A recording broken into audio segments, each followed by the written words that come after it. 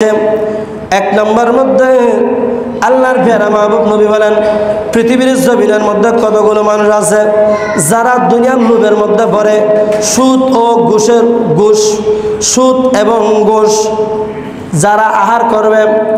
একটা হলো সুদের টাকা, আরেকটা হলো ঘুষের টাকা। আল্লাহর প্যারা মাহবুব নবী বলেন, যারা সুদ এবং ঘুষ ভক্ষণ করবে কিয়ামতের ময়দানের দিন আল্লাহ পাক রব্বুল আলামিন ওই বান্দাকে মানুষের সূরত লাগবে না, ওই মানুষের সূরত, ওই মানুষের আকৃতি শুকুরের পরিণত করে দিবেন। নাউজুবিল্লাহ। আহা,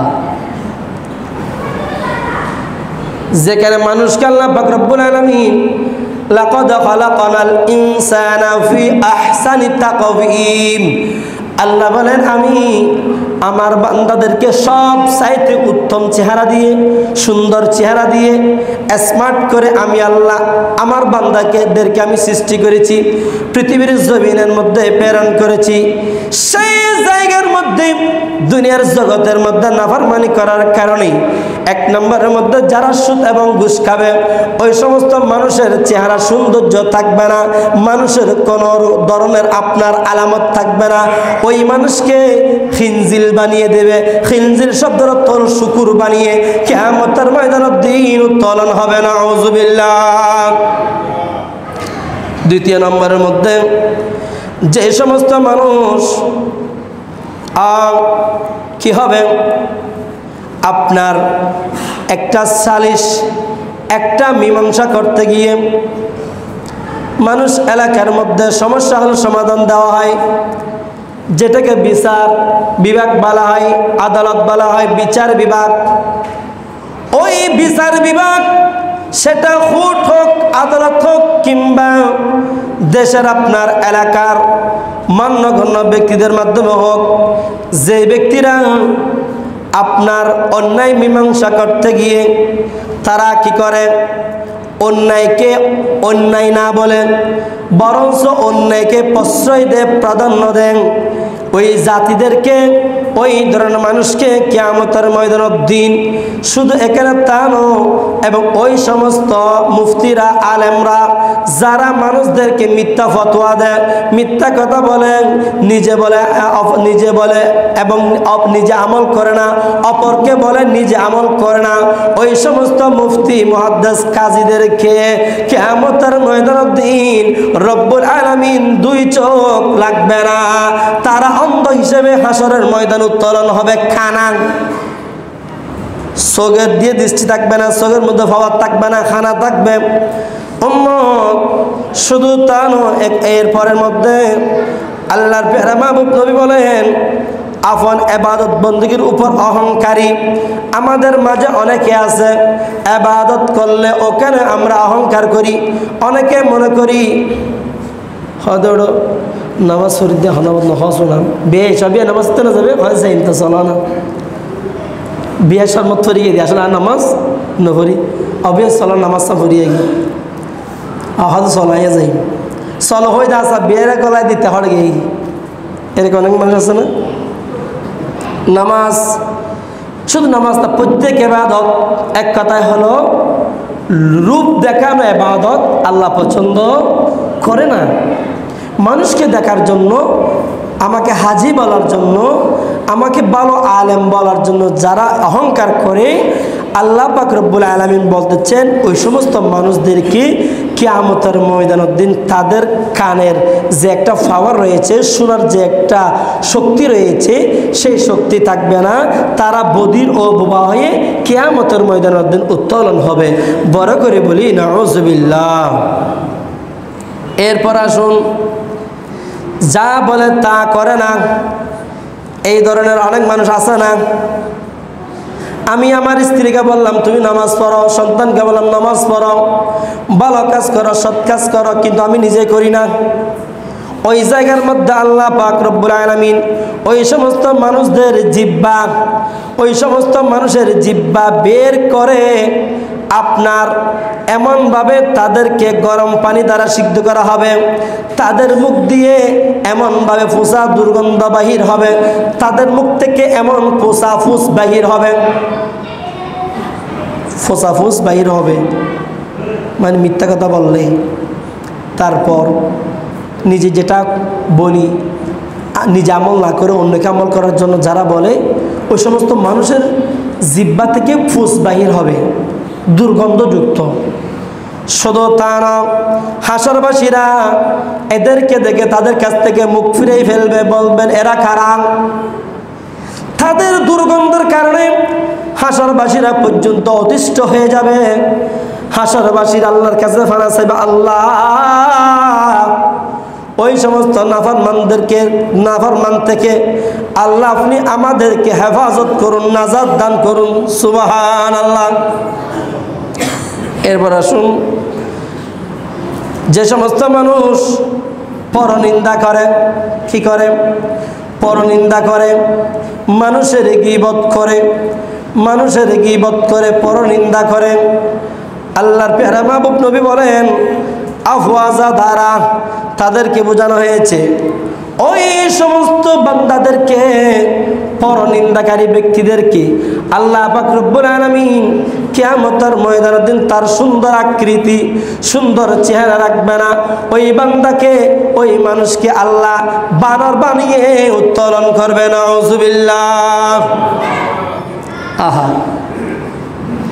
স্বাভাবিকভাবে আমাদের সমাজ থেকে, দেশের মধ্যে হঠাৎ করে কোন একজন মানুষ বানর হয়ে গিয়েছে, সবাই আফসোস করবে, করবে না?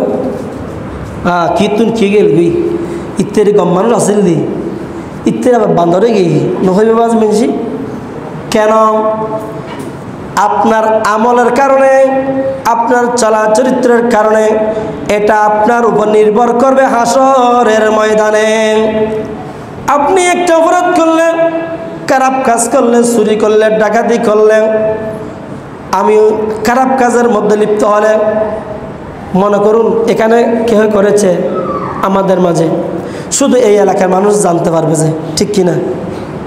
বাইরে কেউ জানবে? রওজান রাঙ্গুনি একটা এই এলাকার মানুষ মোটামুটি জানবে মানুষটা এই কাজটা করেছে। কিন্তু হাসরের ময়দানে আপনাকে উত্তোলন করা হবে। এই বান্দা দুনিয়া থাকা অবস্থায় মানুষের পরনিন্দা করত, ফেরেশতারা বলবে, এ হাসরবাসীরা শুনো, এই বান্দাকে আল্লাহ গীবত করার কারণে, পরনিন্দা করার কারণে আল্লাহ তাকে বানর বানিয়ে হাসরের ময়দানে উত্তোলন করেছেন। নাউযুবিল্লাহ। এই সমস্ত খারাপ কাজ থেকে আল্লাহ পাক রব্বুল আলামিন আমাদের সবাইকে হেফাজত করুক, আমিন। এরপর আসুন, মুমিনু 7 নম্বরের মধ্যে হলো বাকশক্তিহীন জীবজন্তুর, পশু পাখি আছেন আমাদের দেশে, গরু, ছাগল, উট, দুব্বা, হাঁস, মুরগি, বেতের লইলে না ফইল মালামারি কুকুর ট্যাং ভাঙি দিয়ে আসে না নাই, কুত্তরে বাচ্চা মারি ফেলার আসে না নাই, কুকুর। এই যে পশু, কুরবানি পশু, এখানে একটা মশালা আসছে, বিভিন্ন জায়গার মধ্যে দেখা যায় কুরবানি পশু কিনলে ওই কুরবানি পশু দিয়ে মানুষ কি দেয়? গরুর লড়াই দেয়, গরুর লড়াই মাঠত মধ্যে নিয়ে বিভিন্ন জায়গা। অনারেকে দেয় না, নহব অনারেকে দেয় না, না দেখা আল্লাহ না দেয়। মঞ্জিলাইলি লতা করে কি দেয়? লড়াই দেয়। আর রাঙ্গিনী জ্ঞান মরিয়ম নগর মধ্যে দেয় বেশিরভাগ। কুরবানি পশু, কুরবানি পশু দিয়ে আমরা অনেক সময় কি করি? লড়াই দিই, হয়তো ফল কেন রোজগার দেরি। ওবার নামাজ লয়ের ওষ আছে না, হস লয়ের ওষ আছে না, 5 লাখ টাকা খরচ করে যাচ্ছে, আয় তো মক্কা শরীফ আগে ঘুম যায় না, ই তো হো দুধ ঘুম যেতে সেদিন আয় আল্লাহ কর খান আর রসুলোর কদম যেটা যেটা হয়ে ঘুরি ফেললে সিদি ডর করে হল সুবহানাল্লাহ। এখন আমাদের বিভিন্ন দেশের মধ্যে দেখা যায় কুরবানি পশু ক্রয় করে, ওই কুরবানি পশু দিয়ে একে অপরের সাথে কী দেয়? লড়াই লাগিয়ে দেয়। হয়তো চাই আর গোগুলো তুর্গও পারে না, তুর্গল নয় আনলে পারে না, এরকম হয়ে লড়াই লাগিয়ে দেয় না দেয়। এই আফওয়াজা তফসির বলতে করতেছে আমি, আফওয়াজা দ্বারা কাদেরকে বোঝানো হয়েছে? আল্লাহ রসুল বলতেছেন আফওয়াজা দ্বারা এখানে ওই সমস্ত বান্দাদেরকে বোঝানো হয়েছে যে সমস্ত বান্দারা পশুদেরকে কষ্ট দেয়। তার মধ্যে শুধু পশু নয়, এখানে কুরবানি এটা আল্লাহর একটা ইবাদত। ফাসল্লি লিরাব্বিকা ওয়ানহার, আল্লাহর ইবাদত।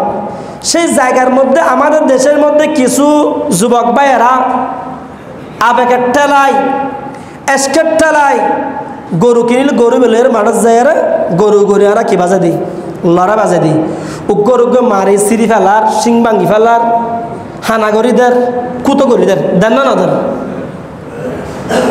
এখানে দেখুন কতগুলো অপরাধ করতেছি আমরা। এক নম্বরের মধ্যে কোরবানির পশু সুন্দর হতে হবে, নিখুঁত হতে হবে। আমি নিখুঁত ঠিকই ক্রয় করেছি, কিন্তু ওই নিখুঁত পশুকে ঘরের মধ্যে এনে আমি এটাকে কি করে দিলাম, কুসরি করে দিলাম, বেসরি করে দিলাম, দাগি করে দিলাম। এখন আল্লাহ দাগি কুরবানি পছন্দ করেন না। কুরবানি হবে কিন্তু হয়তো সারটা গদ দিতে সুন্দরী, কিন্তু হয়তো বুতাঙ্গ মাঝে তো ইনা ডেকে করে বুক না আমার উপরে ঠিক করে মেলে আর সুন্দর লাগিব। চুলটুল হাড়িয়ারে সেপ টেপ গেলে মানুষেরা কেন কি লাগে, সুন্দর লাগে।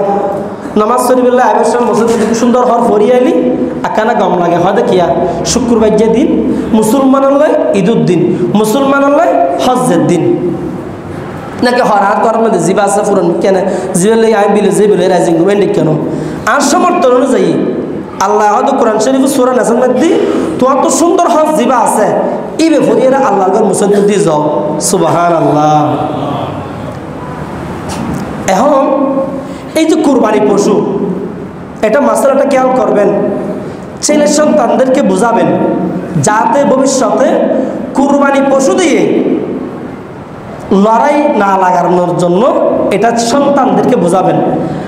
আয় যদি মিম্বরতে 1000 ওয়াজ করল হামইব যতক্ষণ পর্যন্ত হতায় নরে মাতুন বাফতুন ফুয়ারা মাথাত নগলাবু অফুদ উজুরি হয়ে দে মিম্বরত মধ্যে খুতবাত মধ্যে হয়ে দে আজিয়া জুমর আলোচনা কুরবানি পশু দিয়ে রে লড়াই দিলি গুনায়ে কবিরা, শুধু গুনায়ে কবিরার জন্য আর নবী হক দেব ওই সমস্ত মানুষই কিয়ামতের ময়দানের দিন উড়িবুদ খন্ডে কি হইতো না হদিন তুন আত তেকতুন এক দুই আত আকানা তো তেকতুন মাতো তেকতুন ঠ্যাঙ্গর গুড়াইল তেকতুন তো কিতাবেও হদ আডু লই এই আলোর গর্দান পর্যন্ত গর্দান নিচে ইয়েন তাকিব ইয়েন লই এরা কিয়ামতের ময়দানের দিন উত্তর নইব ডর করে হরণ ফরন নাউজুবিল্লাহ।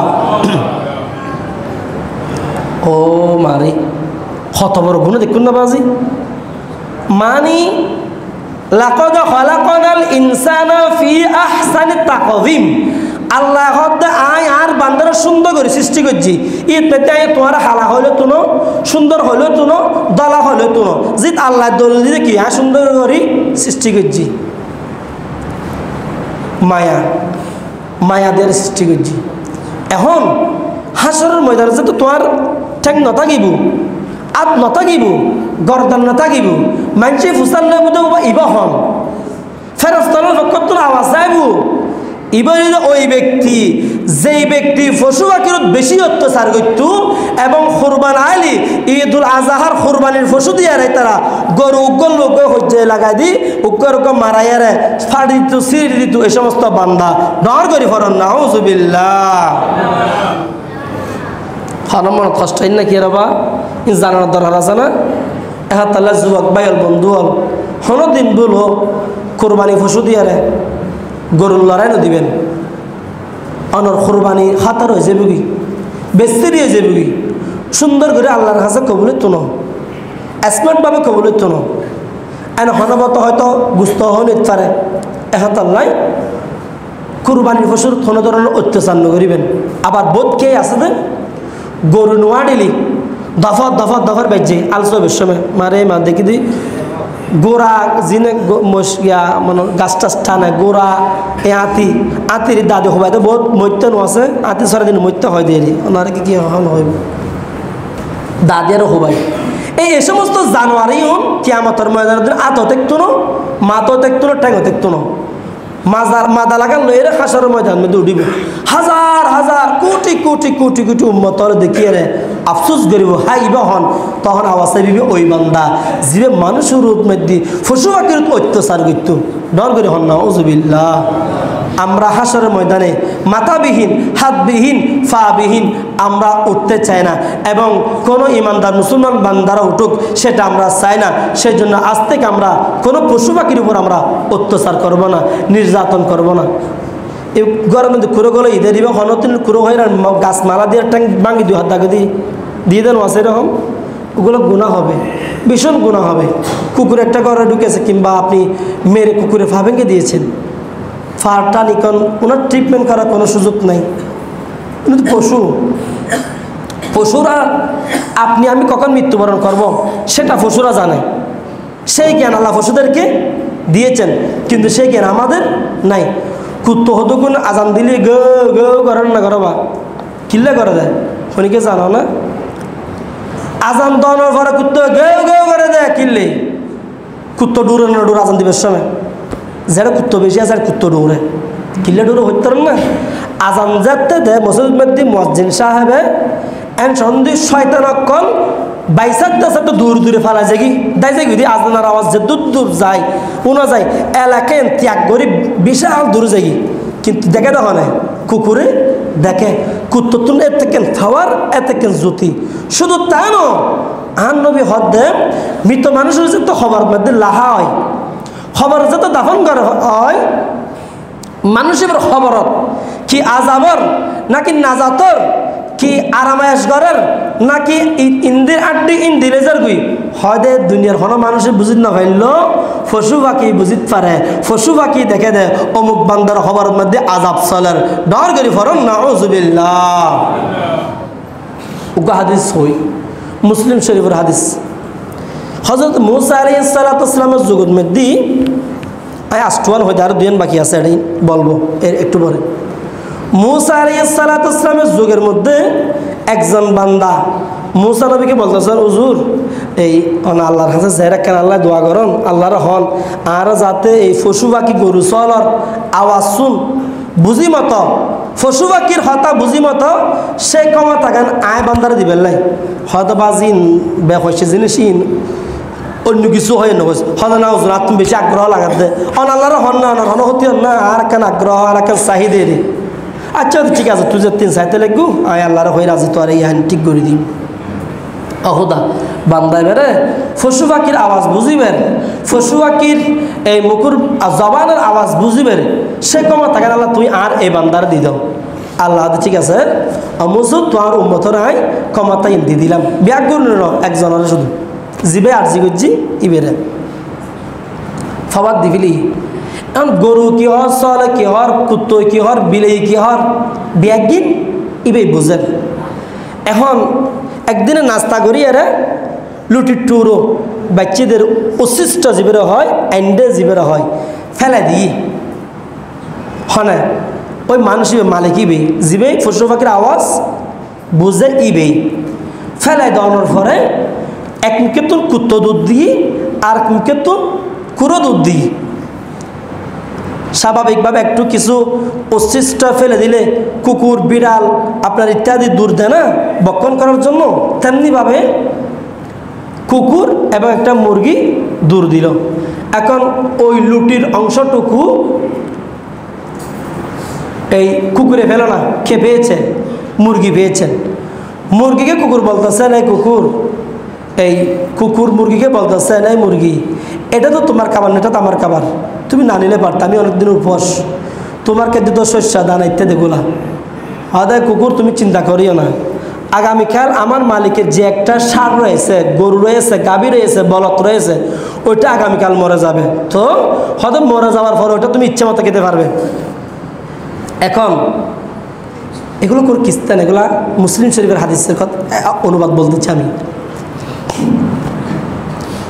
হ্যাঁ আগামীকাল আমার মালিকের গাভীটা মারা যাবে, ষাঁড়টা মারা যাবে, সৌরুন বলদটা মারা যাবে, তো ও তুমি ইচ্ছা মতো খেতে পারবে, আমি তারগুলো খেতে পারবো না। এখন মালিকে শুনছে কিনা বুক আমার এত বড় একটা গরু মরে যাবে, তিনি আর দেরি করেন ওটা নিয়ে বাজারে গিয়ে বিক্রি করে দিলেন। এখন আপনি বিক্রি করেছেন, আপনি কিনেছেন, এখন আপনি জেনে শুনে ওনার কী করলেন, ক্ষতি করলেন। কি করলেন? ক্ষতি করলেন। এখন ঠিকই মালিকের কাছ থেকে ক্রেতায় যখন কিনেছেন, কেনার পরে বাড়িতে নেওয়ার পর ওই গাভীটা মারা গেল। এখন লস কার হয়েছে? ওই ক্রেতার, যিনি ক্রয় করেছেন তার ক্ষতি হয়েছে। এখন কুকুর বলতেছেন, এই মোরগ তুই তো অনেক বড় মিথ্যাবাদী, তুই বলছিলি আজকে আমার মালিকের সার মারা যাবে, গাভী মারা যাবে। মারা যায় না, বরঞ্চ হয়তো না না মারা যাবে।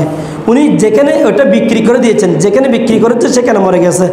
আগামীকাল আমার মালিকের যে একটা বড় ঘোড়া আছে, ওই ঘোড়াটা মরে যাবে, ওটা খেতে পারবে। এটা শোনার পর ঘোড়াটাও কী করে দিয়েছেন? বিক্রি করে দিয়েছেন। খুব মনোযোগ কথা। এখন বিক্রি করে দেওয়ার পরে ঠিক একদিন পর যিনি ক্রয় করেছেন ওই ঘোড়াটাও মালিকের ঘরের মধ্যে, ক্রেতার ঘরের মধ্যে মরে গিয়েছেন। এখন লস কার হয়েছে? ফরের হয়েছে। আমি মালিক, আমার কোনো ক্ষতি হয় নাই।